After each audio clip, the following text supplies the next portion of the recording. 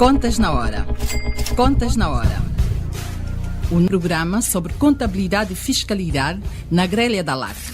Todas as quartas-feiras, entre as 11 e as 12 horas. Um programa da OCPCA, Ordem dos Contabilistas e Peritos Contabilistas de Angola. Contas na Hora. Contas na Hora.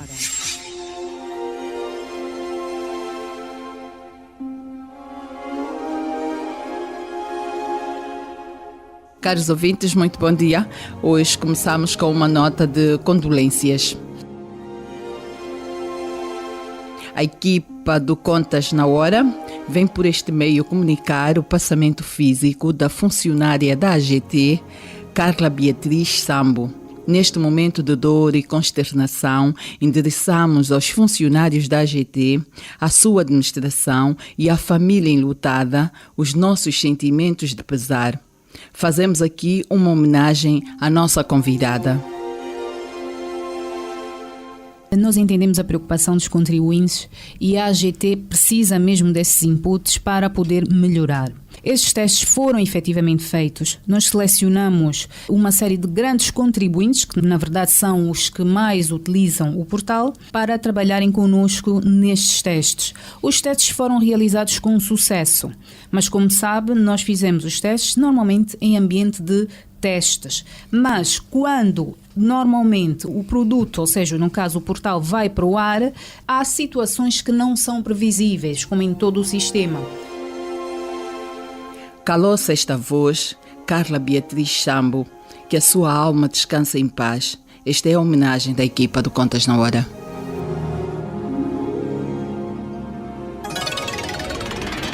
Contas na Hora, o seu programa de rádio. Contas na Hora. Sejam bem-vindos à 43ª edição do Contas na Hora, o programa de rádio da Ordem dos Contabilistas e Peritos Contabilistas de Angola. Eu sou a Cristina Silvestre e, com todo prazer, cá estou todas as quartas-feiras, das 11 às 12, para levar até si as últimas da atualidade relacionada com a contabilidade e fiscalidade em Angola e no mundo. Este programa conta com a produção da JCSE Comercial, técnica de António dos Santos, realização de Joel Costa, coordenação editorial de Mateus Gonçalves e na apresentação, cá estou, Cristina Silvestre.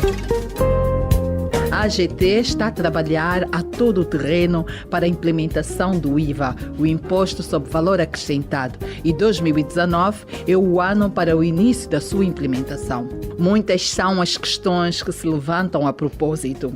A primeira é: será que o IVA vai aumentar os preços dos produtos para o consumidor final? O contabilista Pereira Mendonça tem cálculos hipotéticos que demonstram as hipóteses em que tal pode acontecer. O Dr. Adilson Sequeira, nosso convidado, já escreveu um artigo para o Jornal de Angola a declarar o contrário. Então trouxemos ambos para ajudar a esclarecer estas dúvidas. Há quem defenda que as empresas poderão ser menos competitivas nos preços comparativamente às congêneres estrangeiras, que são as prediletas das multinacionais, e apesar da lei cambial, há relatos de que as petrolíferas continuam a pagar faturas a empresas estrangeiras e em dólares, uma opção aceitável num mercado de livre concorrência, mas que penaliza as empresas nacionais. Daí a necessidade de se criarem medidas que propiciem que estas tenham preços mais competitivos. É lógico que este assunto não se resolve apenas com a implementação ou não do IVA. Há outras nuances relacionadas com o ambiente de negócios e outros constrangimentos. Mas será que o surgimento do IVA e a recém-aprovada Lei do Investimento estão alinhados? A AGT deu ao seu parceiro OCPCA, Ordem dos Contabilistas e Peritos Contabilistas de Angola, a prerrogativa de participar e dar contribuições à proposta de intenções de legislar sobre o IVA, medida que os contabilistas aplaudem, e para o efeito, a Ordem criou um grupo de trabalho coordenado pelo membro Carlos Pinho, mas aqui em estúdio temos o Alberto Ferreirinha, número 2015-1785, 2025, pós-graduado em Fiscalidade e perito em Contabilidade. Alberto Ferreirinha. Muito bom dia, é um prazer estar aqui, junto do meu caro amigo Adilson Sequeira, junto do meu caro amigo Silvestre e da minha cara amiga Cristina. Também em representação da OCPCA vai estar conosco o contabilista Pereira Mendonça, está ligeiramente atrasado, mas está aí a chegar. Está também aqui o consultor fiscal da Confederação dos Empresários de Angola, Silvestre Francisco. Muito bom dia, seja bem-vindo ao Contas na Hora. Bom dia, Cristina, e muito obrigado pelo convite.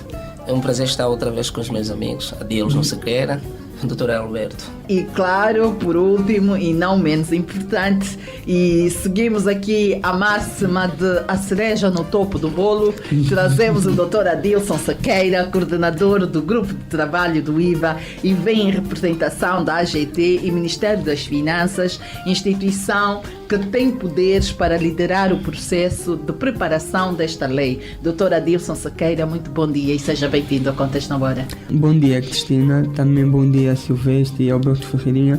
A AGT agradece pelo convite. Estamos aqui para levar a informação do IVA aos técnicos de conta. Vamos começar pelo Dr. Adilson Sequeira. Dr. Adilson, quais as vantagens e desvantagens do IVA para as empresas, para as famílias e para o Estado? Vou começar pelo Estado. Relativamente ao Estado, uma das vantagens a nível do IVA é o alargamento da base tributária. É que há uma diferença do imposto de consumo face ao IVA. Porque o imposto de consumo tem uma base muito restrita. Abarca a produção, abarca os serviços, mas não muito alargado, e também a importação. Já o IVA tem uma base muito mais alargada. O IVA é um imposto indireto plurifásico, é que opera na cadeia da produção, distribuição e comercialização, em que tributa a transação de todos os bens e serviços, bem como a importação. E uma das vantagens ligadas ao Estado é o alargamento da base tributária, trazendo mais receitas para o Estado e dando maior flexibilidade ao governo na gestão das despesas públicas. Também outra vantagem do Estado é a robustez do sistema informático.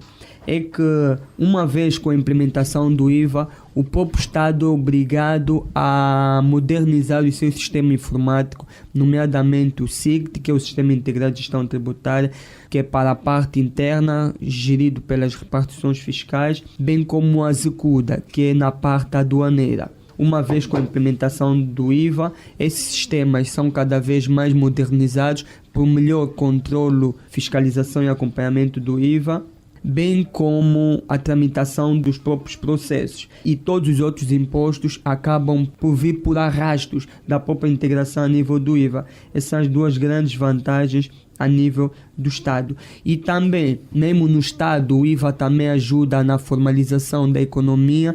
Muitos contribuintes poderão sentir-se em que o IVA está a ser muito pesado, acabam por renunciar à isenção ou renunciar ao regime, acabam por entrar como sujeito passivo do IVA. E uma vez entrando como sujeito passivo do IVA, acaba alargando a base de tributação e aumenta as receitas do Estado. Agora, relativamente aos agentes econômicos, uma das vantagens tem a ver com métodos subtrativos do imposto e também a questão dos reembolsos. Porque hoje em dia há um efeito cascata relativamente ao imposto de consumo que tributa imposto sobre imposto, ou seja, há uma dupla tributação no imposto. Vou dar aqui um exemplo. Alguém que vai comercializar um determinado produto, vamos supor no âmbito da importação, e que este produto tem o IVA de 10 na importação. Ele vai comercializar este mesmo produto. Vamos começar com o imposto de consumo. Tem imposto de consumo de 10. Vai comercializar este mesmo bem, não vai incluir imposto de consumo, porque é uma venda de um bem, porque na base da incidência do imposto de consumo não tem. Mas suponhamos que quem vai adquirir é um hotel. O hotel, na sua aquisição, suporta o imposto de consumo de 10 e quando vai formar o seu preço vai incluir novamente o imposto de consumo, suponhamos que acaba sendo mais 15, o consumidor final acaba suportando 25. Então é uma carga tributária relativamente ao consumidor final. A vantagem das empresas qual é? É que as empresas, face ao IVA, nas suas aquisições, tem a carga tributária de 10%, ao vender, entrega aos cofres do Estado somente, ainda que for 15%, entrega aos cofres do Estado somente 5%, acaba recuperando todos os 10% que suportou na importação, que é o método subtrativo do imposto. Isto é bom para a questão dos empresários. A carga tributária é reduzida e também faz com que não haja o aumento dos preços, porque aí não se verifica o efeito cascata, como aconteceu nos empresários. A nível das famílias, por um lado tem a questão da própria proteção, porque a nível da proposta propõe-se isentar alguns setores que é para proteger a própria economia. Só para dar aqui o exemplo, a questão da agricultura na primeira cadeia de produção. O agricultor não vai incluir, então aqui haverá um efeito neutro relativamente às famílias. E também pensa-se proteger também a questão da cesta básica. E também pensa-se proteger a questão da educação e a saúde.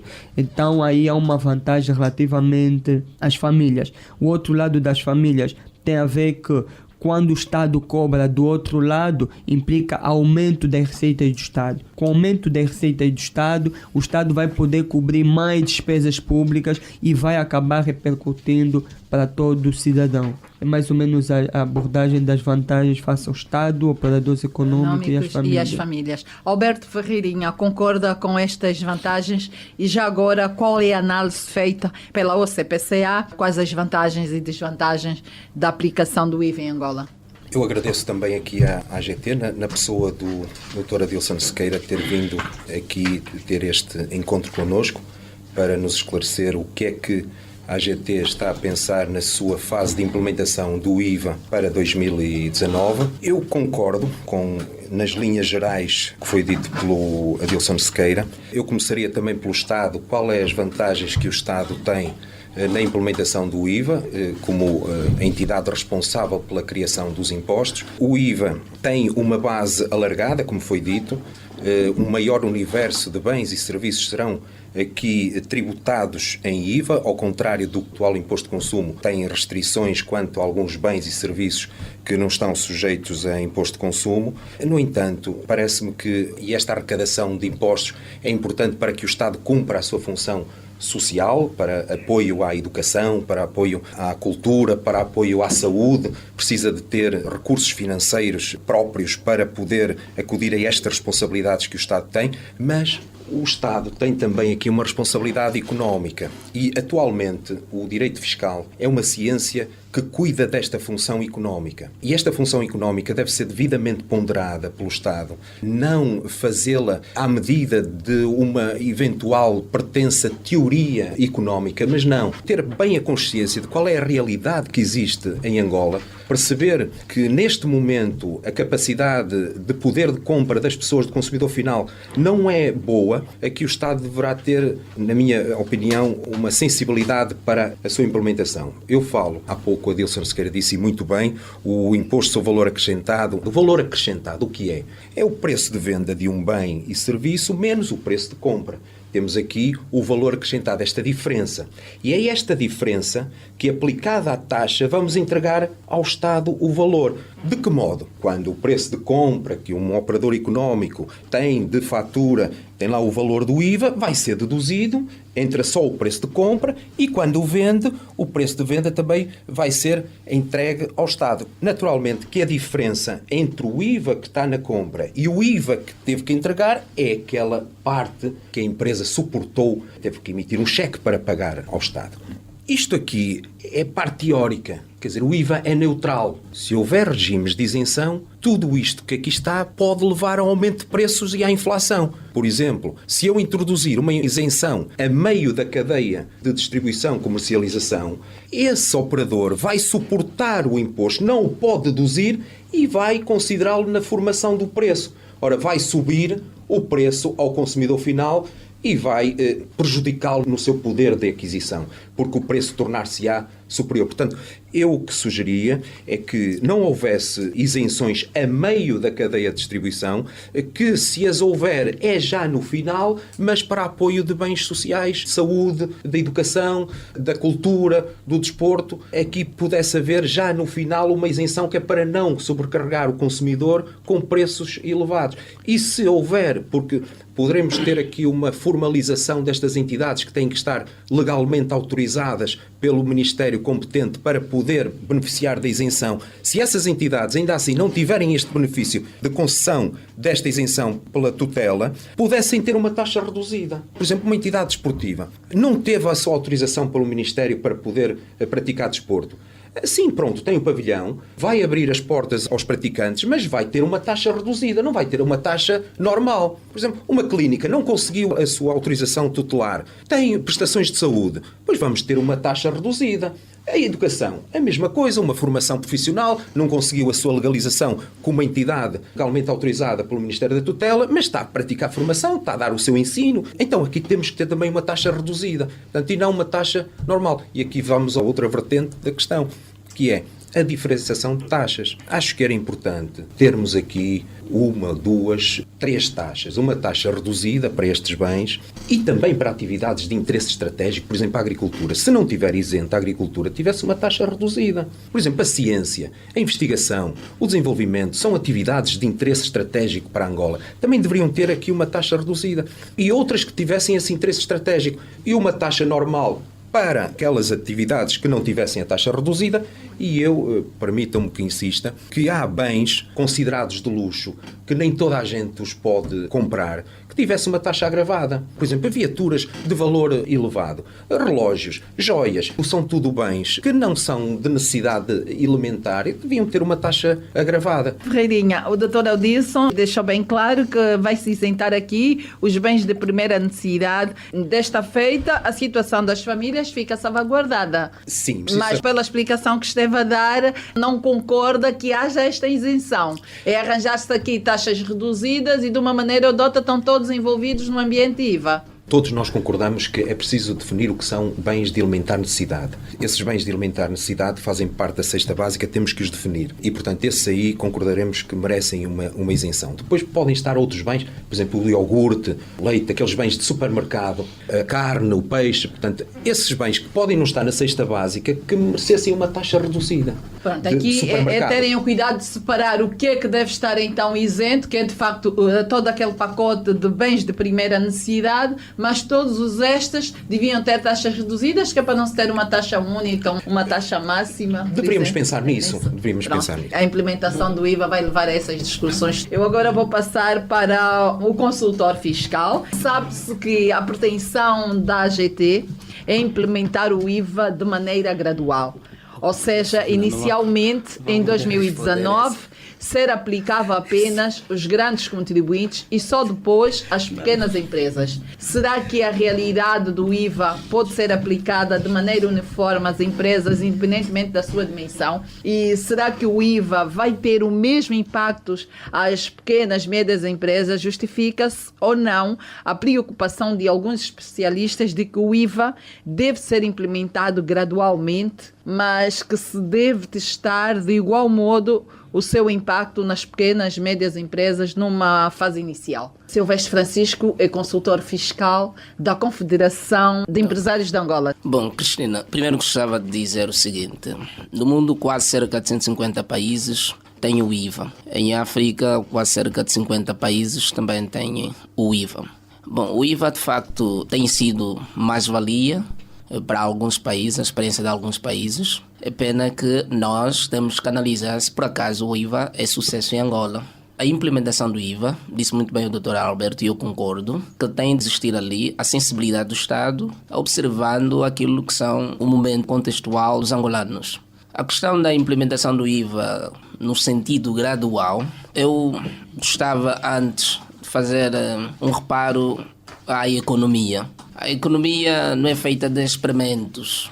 E nós podemos analisar ou comparar a economia feito uma mangueira de corrente de água. Se esta mangueira estiver furada e quisermos emendar, podem crer que muito facilmente a água vai continuar a sair, mesmo que seja a esgota. E é assim que acontece com a economia. Por outro lado, a economia é muito antiga, é mais antiga que governos. E controlar a economia deste jeito, amarrando os furos que tem, isso a momento nenhum resulta. Dali então que na economia nós temos que ver a pressão que a economia nos oferece de forma a conseguirmos nos adaptar, ou temos que nos pressionar a seguir esta pressão que a economia nos dá, encontrando soluções que de facto sejam originais e para que produza efeito desejado. Mas este efeito da economia não pode beneficiar ou satisfazer apenas um grupo. Eu entendo que a vantagem do IVA para o Estado, de facto, é a otimização das receitas, robustez, é plurifásico, dali que consegue-se ter mais receita no IVA em relação ao que estamos a ter no imposto de consumo. Até podíamos, se calhar, ter dados através do Aldirson, dados de faturação do IVA, e depois fazer aqui uma análise muito superficial relativamente a uma possível faturação no IVA. No caso, dados com relação ao consumo, IPC, certo. Depois, mais tarde, analisar com IVA. Com IVA, ok. Ali conseguimos ver então o sucesso do IVA em relação ao imposto de consumo. A experiência de Angola, penso que o IVA garante a substituição do imposto de consumo. Aliás, o Adilson pode confirmar que o DP 5011 já fala nisto. Falava naquilo que é o domínio do sistema tributário, que é a implementação do anteprojeto, um estudo conducente para a implementação deste imposto. As famílias, de facto, eu entendo que o consumidor final continuará a ter a maior carga tributária. E estava aqui a fazer um reparo, o Dr. Alberto, e fez muito bem esse reparo. E depois também, se mais tarde tivemos que falar sobre o efeito do IVA na produção, vemos que ali, de facto, o consumidor final terá a mesma maior carga tributária. Então precisamos ter aqui sensibilidade neste aspecto. Eu não sou a favor do gradualismo, e porque até o IVA tem essas características. Uma das características do IVA é a neutralidade, e temos que respeitar esse princípio da neutralidade. Outra característica também é a economia informal. O IVA não pactua com a informalidade. E essa questão do gradualismo, eu entendo que nós temos que analisar que ele pode gerar pressão nos preços, né? Vamos ter uma pressão inflacionária e que não será muito bom. E eu também antevejo a ideia de que essa pressão nos preços vai acontecer nos primeiros 6 meses devido a um outro elemento que é a falta de preparação nos contribuintes. Nós temos que saber que não existe governo nenhum no mundo que tem dinheiro que seja dele, que diz assim, dinheiro público. Não. Todo o dinheiro de qualquer governo é do contribuinte. Toda a economia é desenvolvida, é sustentável quando há produção. E a produção numa economia não é o Estado que garante a produção. Portanto, o Estado entra como moderador, regulador, mas nós temos que transferir a responsabilidade ou promoção do setor privado para que este então garante a sustentabilidade na economia. Existem autores como o professor Adam Smith, que já dizia que o crescimento econômico alicerça fundamentalmente o trabalho do próprio homem, que se forem deixados livres, eles de uma forma ou outra vão contribuindo para a sustentabilidade da economia. Este autor também é apologista que deve sim existir imposto, eu concordo. E o Dr. Alberto fez-me lembrar, este autor dizia que principalmente deve ser taxado com taxas muito altas os bens de luxo. E é uma realidade angolana. Em Angola, as pessoas têm preferência a terem coisas de luxo. Até pessoas que não têm possibilidade gostam de ter essa aparência de que têm. Isso desconforta o tecido econômico da Angola, porque as pessoas, de facto, observa-se que o tecido econômico das pessoas em Angola está mesmo já terrorizado, não têm receitas, mas ainda assim esta aparência aparece. Ainda aparece o grupo a esbanjar, né? Em grande estilo. E isso é um facto mesmo, é um facto. Então, de uma forma a disciplinar e a querer contribuir para a nossa economia, porque temos que admitir isso, que nós temos aqui a questão da falta da educação financeira. E depois eu vou já também antecipar a questão da educação fiscal, que é um outro problema também que eu tenho verificado. E gostava de adiantar dizendo que o sucesso dos impostos em Angola, vou falar da Angola, não depende de ajustamento. Se bem que políticas de ajustamento são necessárias, mas não depende de ajustamento. Isso poderá surtir efeito no curto prazo. Nós temos que analisar a economia também no médio e longo prazo. Acho que vamos parar por aqui. A política fiscal não depende de ajustamento. Essa é a introdução do Silvestre Francisco, consultor fiscal da Confederação de Empresários de Angola. Eu vou então passar a palavra para o membro da OCPCA 2015-2373, Pereira Mendonça, que chegou atrasado, mas já cá está. Muito bom dia. E seja bem-vindo mais uma vez ao Contas na Hora. Pereira Mendonça, lemos os seus cálculos sobre um possível aumento iminente dos preços para o consumidor final, com a implementação do IVA, penalizando as pequenas e médias empresas. Poderia, por favor, explicar em que cenários o IVA pode ter um impacto parecido com a inflação?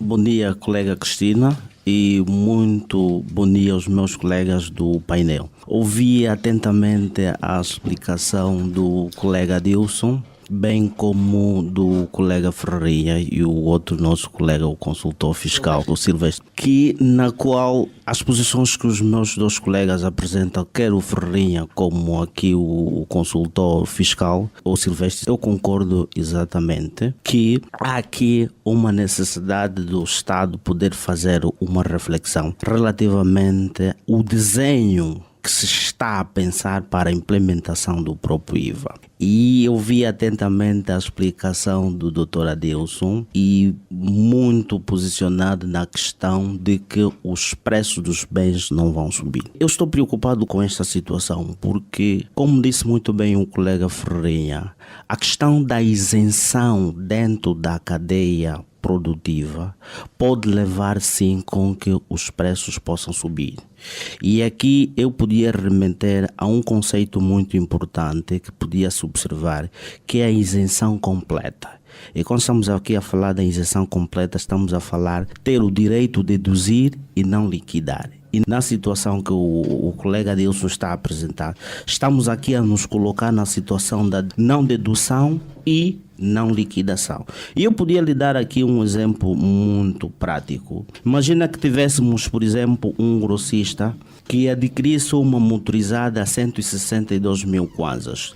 Teria aí uma taxa de 14%, podia dar aqui o imposto, que é o próprio IVA, de 22 mil kwanzas. Se tivesse uma relação com um retalhista que não é sujeito passivo do próprio imposto, este automaticamente, como disse muito bem o meu colega Ferreira, vai incluir o próprio imposto dentro do preço final, exatamente do preço de venda final. Neste caso, o produto que, neste caso, o retalhista iria adquirir, podia adquirir com o imposto suportado na aquisição do grossista, e isso podia repassar para a venda, e aí teria, com certeza, já não podia incluir o IVA, mas podia apenas estar incluído no que suportou na aquisição. Estaria então a vender uma motorizada a 273 mil kwanzas. Apresentei aqui uma relação entre um grossista que é sujeito passivo do IVA e um retalhista que não é sujeito passivo do IVA. Podia apresentar aqui uma outra relação em que os dois são sujeito passivo, tanto o grossista como o retalhista.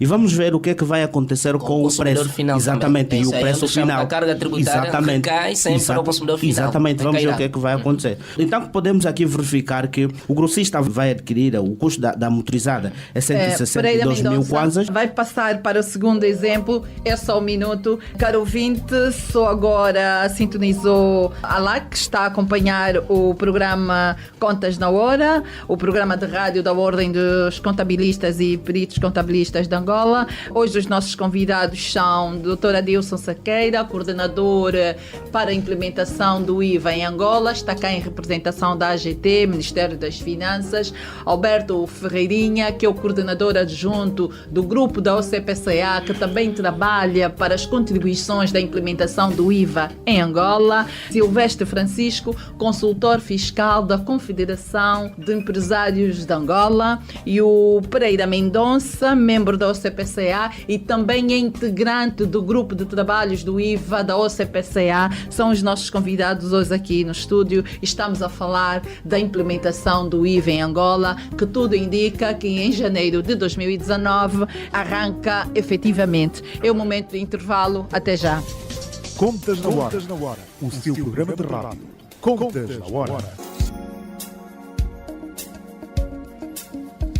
Caro ouvinte, retomamos a segunda parte do Contas na Hora. Hoje em estúdio estamos a falar sobre o IVA. Estão cá na nossa mesa representantes da AGT, Dr. Adilson Sequeira, que é o coordenador do grupo técnico de trabalhos da AGT para a implementação do IVA em Angola, Alberto Ferreirinha, coordenador adjunto do grupo da OCPCA, que também tem estado a enviar contribuições à AGT para enriquecer o documento da implementação do IVA em Angola. Está com o seu colega Pereira Mendonça, que faz parte do mesmo grupo de trabalho, e o consultor fiscal Silvestre Francisco, que é consultor fiscal da Confederação de Empresários de Angola. Era o Pereira Mendonça a dar aqui o segundo exemplo. O primeiro exemplo é o grossista que está sujeito ao IVA e o retalhista isento do IVA, e fica aqui com um preço final, o retalhista, 273 mil kwanza. E o Pereira agora vai nos apresentar o segundo exemplo, e no segundo exemplo, tanto o grossista como o retalhista estão sujeitos ao IVA. Pereira, faz favor. Ok, muito obrigado. Então vou aqui apresentar o segundo exemplo em que o grossista é sujeito passivo do IVA e o retalhista também é sujeito passivo de IVA. Por causa do próprio conceito do IVA poder tributar o valor acrescentado, conseguimos verificar aqui que o retalhista, quando adquirir o produto, este deve deduzir, não deve incluir no preço final, e, como é sujeito passivo, deve liquidar o imposto. Neste caso, ao liquidar o imposto nas suas vendas, tem um imposto de 28 mil kwanzas. Então, conseguimos aqui verificar que suportou 22 mil kwanzas, está a liquidar 28 mil kwanzas, aqui a diferença vai entregar ao próprio Estado, e nesta cadeia, nesta relação, incluindo a margem comercial, os outros encargos em função do decreto que regula os preços, podemos aqui verificar que o preço da motorizada vai sair a 271 mil kwanzas. Que estará ao consumidor final, mas a um preço inferior em relação na situação que eu apresentei no primeiro cenário, em que a motorizada está a sair a um preço mais elevado. 73. Exatamente. E tem uma situação muito importante, é que na primeira cadeia o Estado arrecada apenas 22 mil kwanzas de imposto. Mas na segunda cadeia, acumulando, o Estado está aqui entre o IVA suportado e o IVA liquidado, o Estado aqui está a arrecadar 28 mil kwanzas. E a motorizada, neste caso aqui não está no regime dos preços fixos nem vigiado, está nos preços livres, está e que é determinado entre a procura e a oferta, que são as leis do mercado. Conseguimos verificar que a motorizada está a sair a preço mais reduzido e o Estado está a conseguir arrecadar mais receita. Então, eu chamo aqui a atenção a termos muito cuidado quando estivermos a desenhar o próprio IVA, em podermos analisar essas situações que têm impacto na vida das famílias e das empresas. Olha, e aqui este exemplo do Pereira Mendonça é muito interessante. O produto sai mais barato, o Estado arrecada mais IVA e não há isenção para ninguém. Não Todos existe estão isenção. sujeitos ao IVA. Exatamente. Pronto. Dentro desta cadeia. Eu vou agora para uma outra introdução, que é: será o princípio de implementar o IVA gradualmente? Não estaremos a assumir que contabilidade organizada só significa fenómenos reservados aos grandes contribuintes e os outros estão todos condenados a não ter contabilidade até que sejam grandes contribuintes? Doutora Adilson Sequeira, o IVA depende de sistemas informáticos de faturação e, portanto, quem não puder adquiri-los fica a priori de fora do perímetro do IVA. E, por outro lado, doutora Adilson, será que para medir o impacto do IVA foi tida e achada a realidade no terreno, ou há uma crença de que a realidade das atividades económicas do país são melhor caracterizadas pelo FMI do que pelos factos aqui verificados e por nós? Começando com o gradualismo, dando aqui ênfase àquilo que o Silvestre referiu, é que a aplicação do critério do gradualismo como proposta numa fase transitória, o grupo técnico entende que isso não é benefício do Estado, mas isso é para a proteção da própria economia e temos justificações para isso. O que é que acontece? Atualmente, só para terem uma ideia, a nível dos outros impostos, a lei já não se ajusta com a realidade atual. Implica que com a realidade atual, com a legislação que nós temos, por exemplo, o Imposto Industrial e IRT, é violenta. Isso aqui reconhece. Só que o que o técnico da administração fiscal tem que fazer? É dar o cumprimento daquilo que é o respaldo legal, como acontece em toda a parte do mundo. Com certeza tem também o critério da sensibilidade, isso tem acontecido, porque se não houvesse o critério da sensibilidade, seria muito mais brusco nas suas análises a nível da auditoria, mas em termos legais, o técnico aplica aquilo que está na lei. E a lei atual não se adapta em muitos critérios com aquilo que faz parte da economia. Então, doutor, essa lei fiscal é violento só para as pequenas e médias empresas? Não. É para todas. Por isso que as associações já propuseram, e a AGT já está trabalhando nesse sentido, que também já fizeram essa reclamação até no Parlamento, que é a alteração do pacote legislativo, principalmente do Código do Imposto Industrial. Isso é um trabalho que já está a ser desenvolvido em termos de análise, por causa do contexto que nos encontramos atualmente. E face a isso, fez-se com que optasse pelo critério do gradualismo, não mais pelo Estado, mas é pelos próprios contribuintes. E temos aqui várias razões que justificam a aplicação do critério do gradualismo. O que acontece? Falta de contabilistas no mercado. Há poucos contabilistas. Só para terem uma ideia, o Estado português, fazendo aqui o critério do direito comparado, tem mais de 90 mil contabilistas. São muitos contabilistas. Comparando com Angola, na ordem dos contabilistas, se a memória não me escapa, tem mais ou menos 4.500 contabilistas. Acreditamos nós que pouco menos ou a metade exerce a contabilidade. Sabe-se que muitos contabilistas que estão inscritos não exercem a contabilidade. Eu dou também formação na ordem, eu pergunto quem é que exerce. Uma boa parte não exerce, mas está lá para aproveitar a formação. Porque muitos contabilistas, como por exemplo eu também sou membro, não exerço a contabilidade. Onde é que eu estou? Estou no Estado. E como tem muitos no setor do Estado que também não exercem, e também tem muitos que não exercem por falta de emprego ou de empresas. Já agora, doutora, era só para abrir aqui um parênteses. 90 mil contabilistas para quantas empresas? Qual é a realidade de Portugal? Não tenho aqui preciso, mas se calhar o Alberto Ferreirinha depois poderá dar nota relativamente ao número de empresas, mas o número de contabilistas face à realidade de Angola é muito abismal a nível de efeitos comparativos. Vou só concluir aqui a questão da justificação. Sim. Eu gostava só depois. Sim.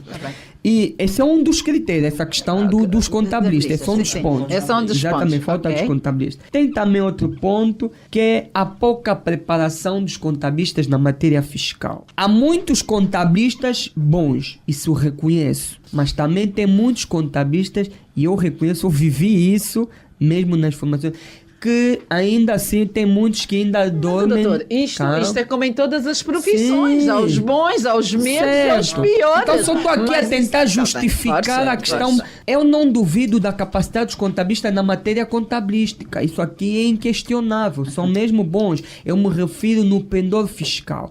Porque verifica-se mesmo nas formações da ordem que tem muitos contabilistas que passaram o tempo todo, passo o termo, a nadar no débito e o crédito. Mas encontra-se também alguns que estudam a legislação.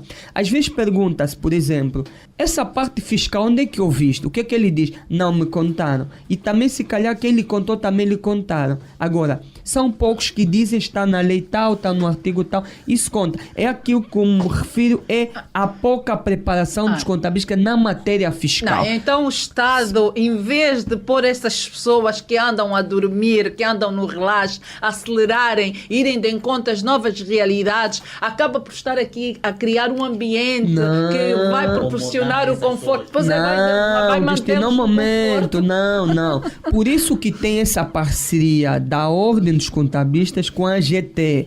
Por isso que o módulo de fiscalidade da Ordem dos Contabilistas, quem leciona é a própria AGT. Para quê? Para garantir pelo menos a formação na parte fiscal. Nós estamos a 100% a nível nacional, inclinado à ordem para garantir a formação dos técnicos de conta a nível da parte fiscal. Por isso é essa entrega total da AGT. Porque é de todo o interesse da administração tributária em que os contabilistas não só fossem formados tratados como são a nível contabilístico, mas acima de tudo na matéria fiscal, porque isso é um grande interesse do Estado, porque o contabilista de facto só paga o imposto quando verificar que há o imposto devido, mas para isso acontecer tem que ter. Sim, são as justificações. Ok. O outro, cadastro desatualizado. Existem muitas empresas que já trocaram mais de 10 vezes o endereço e não atualizam o cadastro, não escrevem para a administração tributária. Isso o IVA não admite que quem liquida o IVA, a administração fiscal, não possa saber onde é que ele está. E por um lado também tem uma situação que transcende a própria administração fiscal,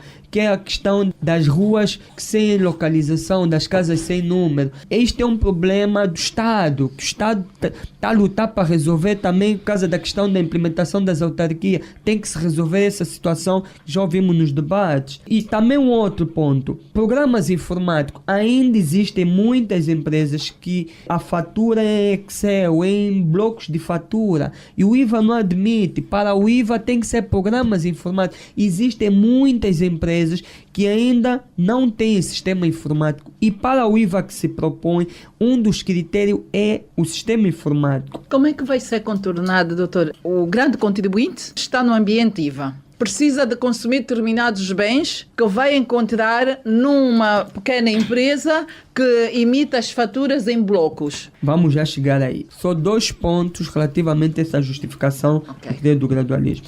O outro lado tende-se a proteger a questão da capacidade financeira das empresas de moldar os seus sistemas. Para moldar os sistemas é preciso ter uma capacidade financeira. Isso é uma particularidade que, dado a economia atual, muitas empresas não têm. Então o Estado tende a proteger essas empresas. É que o período transitório de 2 anos, ele vai procurar se organizar. Mas quem já está organizado neste período transitório, ou seja, o IVA é para todos, só que internamente vai se aplicar aos contribuintes cadastrados na repartição fiscal dos grandes contribuintes e todos aqueles que reúnam alguns requisitos, como por exemplo, contabilidade organizada, sistema de faturação em programa informático, cadastro atualizado. Tem esses requisitos, pode entrar normalmente. A questão é que não vai se fechar só com os grandes. Será criada uma norma na lei que aprova o código para todos que queiram entrar, mas têm que ter esses requisitos que o IVA exige. Só para terem uma ideia, a primeira repartição ainda este ano publicou mais de 14 mil contribuintes via edital, fora daqueles que foram notificados fisicamente, que não entregaram a declaração fiscal modelo 2016. Agora vê 2017 quando é que vão entregar. E a repartição fiscal de Viana, 1.200 contribuintes que não entregaram em 2016. E tem outras repartições a preparar a via edital. São muitas empresas que não estão a entregar as contas. E estamos a falar de declaração anual. E o IVA, a declaração é mensal. Isso é uma cultura que os grandes contribuintes têm, por causa dos mapas mensais que eles entregam.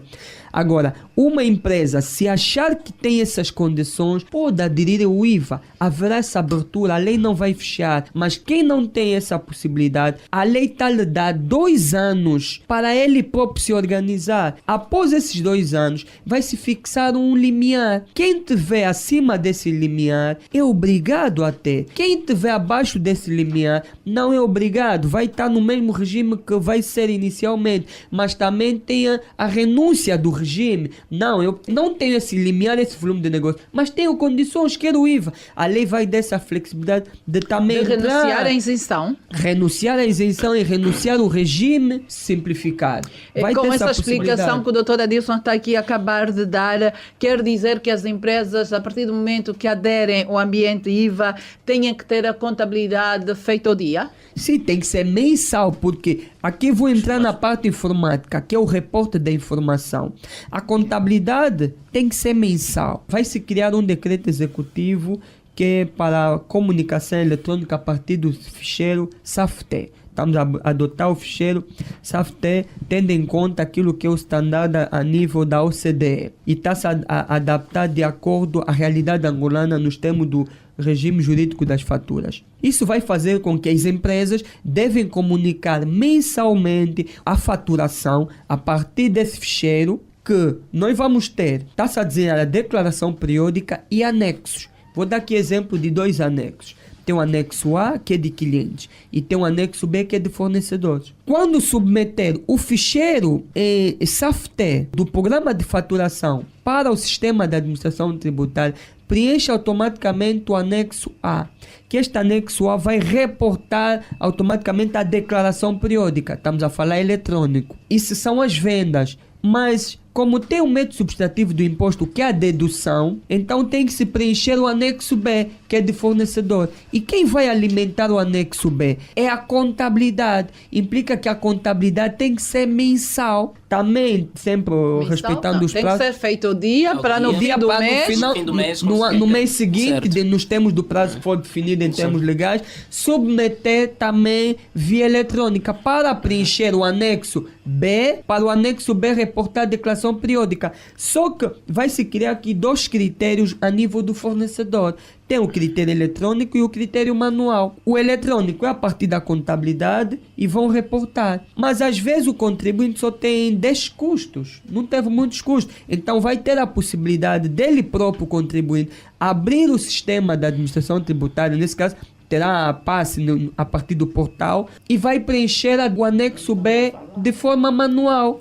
Isso vai ter possibilidade de que preencha esses anexos e reporta automaticamente na declaração periódica, porque o que pretende é um IVA 100% eletrônico. 100% eletrônico não é arriscado para a nossa realidade, com falhas de comunicação, sem sistema. A administração fiscal está a se organizar a nível internacional. Cristina, por isso por favor. que tem a questão dos grandes. Está a se aplicar primeiro para os grandes e quem tem essas condições. Tem muitos que têm. Okay. Quem acha que tem essas condições pode aderir, mas quem não tem o período transitório para se organizar para depois aderir, porque se nós aplicar para todos no geral, vai ser mesmo muito violento para as empresas. Tá bem, então vamos ouvir aqui as reações perante essa introdução feita pelo Dr. Adilson Sequeira. Eu vou pedir 2 minutos a cada um e vou começar pelo Silvestre Francisco, consultor fiscal. O que é que tem a crescer, o que é que quer rebater aqui sobre essas declarações do Dr. Adilson Sequeira? Eu quero rebater. Os meus 2 minutos vai no seguinte. Eu concordo com a Adilson quando fala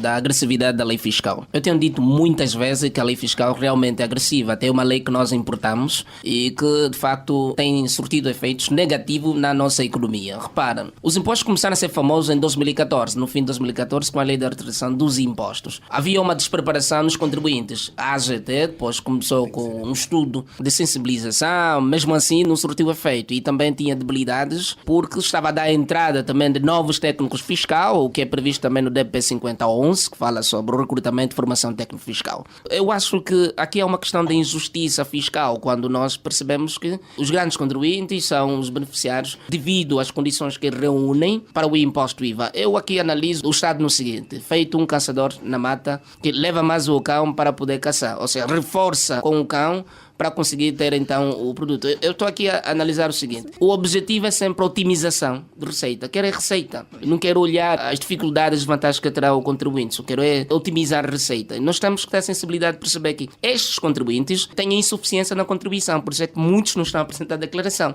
E por outro lado, a contabilidade. Há uma proposta à lei, isso é do imposto industrial, que diz o seguinte: que proveitos totais, aqueles que poderão ser suspensos a apresentação de uma declaração obrigatória do imposto, aqueles que têm proveitos totais inferiores a $250 mil. Estamos a reforçar o quê? É promoção da economia informal. É proposta lei, não está nada ainda dito. E daqui eu vejo o seguinte: nós não temos de facto confiança na nossa contabilidade. Proposta lei. Proposta lei. É uma proposta lei em sede do imposto industrial.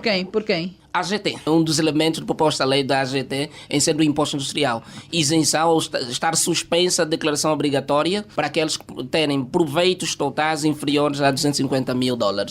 Até há consultores que metem a mão na cabeça porque vão ficar sem clientes. Portanto, aqui nós estamos a promover o quê? Estamos a promover a economia informal. Não há confiança na contabilidade. Mas eles acrescem com um valor adicional de 500 mil kwanza. Por quê? Porque o objetivo é continuar a otimizar a receita. Uma vez que não paga, mas está ali os 500 mil kwanza para pagar, né? É otimizar a receita. Outra questão tem a ver com o entendimento da lei fiscal. A lei fiscal é complexa. E o Adeus tem razão em dizer que há contabilistas que têm dificuldade, mas também há técnico fiscal com dificuldade em interpretar as leis fiscais. E nós temos visto isso nas repartições fiscais. Os contribuintes chegam, dizem-lhe uma coisa, depois dizem outra. Os chefes da repartição dizem assim: se dependesse de mim, eu tiraria todo mundo dali. Mas houve uma preparação de um decreto presidencial que dizia que tem de haver formação, isso faz parte da gestão de prioridade, no domínio da AGT no curto prazo, que dizia recrutar e formar técnico fiscal. E nós continuamos até hoje a ver despreparação em muitos técnicos fiscais.